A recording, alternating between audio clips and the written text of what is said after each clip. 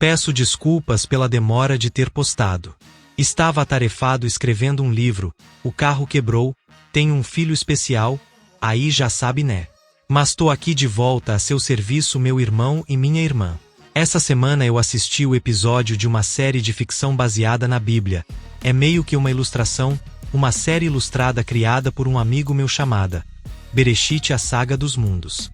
E uma obra desse tipo não podemos esperar muita semelhança com a Bíblia, já que se trata de uma ficção. Porém, fui surpreendido com dilemas extremamente maduros e uma visão sobre o reino do Eterno bem interessante. A última vez que orei por ele, o Eterno se manifestou e disse que estava cuidando do caso, mas que não poderia interferir na liberdade de escolha dele. Por que esse lance de liberdade é tão importante para o Pai? Ele poderia ter nos criado sem a opção de desobedecer. Não haveria nascimento do mal. Tudo estaria resolvido. Mas como você saberia que é de fato livre se não fosse a opção de escolha? O verdadeiro amor exige que a porta esteja aberta e que a pessoa decida ficar.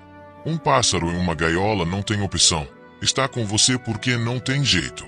Abrir a porta é o maior ato de amor, pois dá a ele a opção de ficar ou não.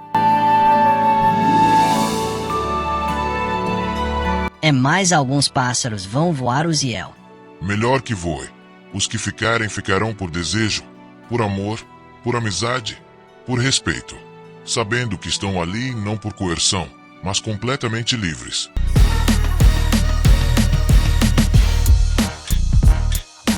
Por exemplo, a situação de Caim e Abel.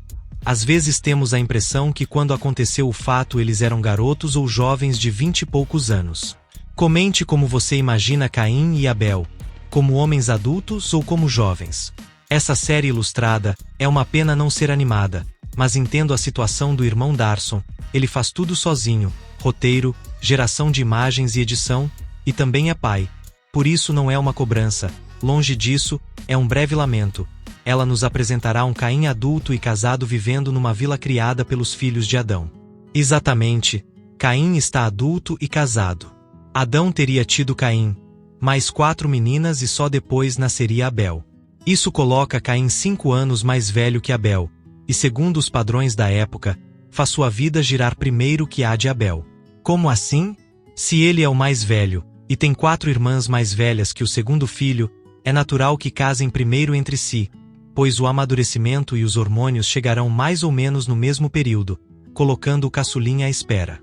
Por mais que Abel estivesse adulto, Caim e pelo menos 3 das 5 irmãs já teriam tido paixões de adolescente entre si, e feito promessas de casarem. Pensem aí, Caim com 16 anos e Abel com 10. Quem já está com os hormônios à flor da pele passando por mudanças? É natural pensar que Caim casou primeiro na vila de Adão. O primeiro casamento foi das primeiras pessoas nascidas na terra. Por que então não é mencionado de forma muito direta pela Bíblia? Porque foi o casamento do primeiro assassino. Não é prazeroso falar de Caim. Quando ele mata Abel, a série colocou como se tivessem em torno de 33 anos, mas na verdade poderiam ter 100. Todos os casamentos pós-Éden as pessoas tinham mais de 50 anos. E viveu 705 anos, e gerou a Enos. E viveu Enos 90 anos, e gerou a Cainã. E viveu Cainã 70 anos, e gerou a Maalalel. E viveu Maalalel 65 anos, e gerou a Jered. Gênesis 5. Levanta uma questão. A puberdade começava com quantos anos? Uma pessoa que vive 800 anos passou quanto tempo como criança? Ou melhor, com a inocência de criança. As pessoas viviam mais porque eram mais inocentes do que nós somos hoje.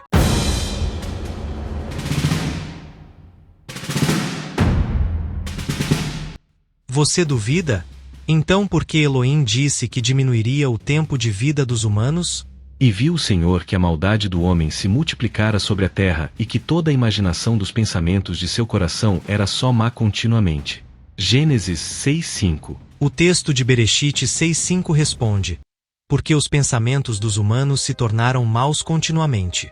É natural pensar que houve um tempo em que não era assim. Comente se você já tinha percebido isso. Acabei de te dar um belo assunto para conversar com os amigos. Acho que já mereço um like. Obrigado. A humanidade vivia mais porque era mais pura.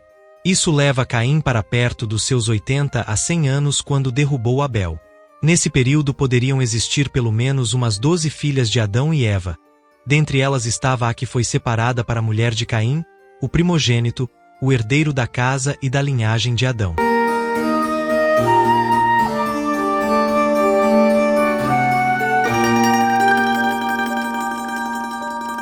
Perceba que a Bíblia não diz nem a idade nem como Caim morreu.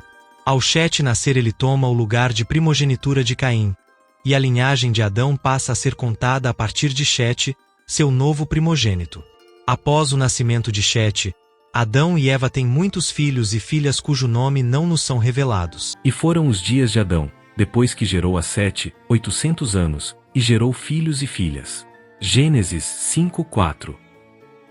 E inclusive nenhum deles tem sua genealogia aberta ao público.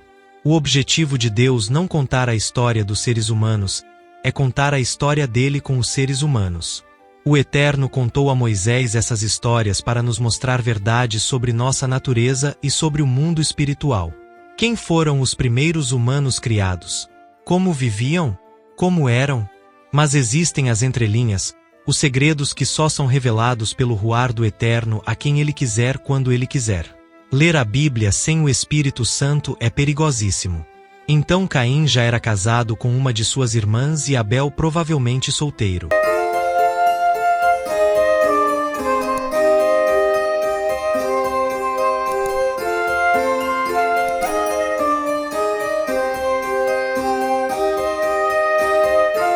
O livro dos Jubileus no capítulo 4 trata sobre o assunto e vai mais ou menos nesse sentido.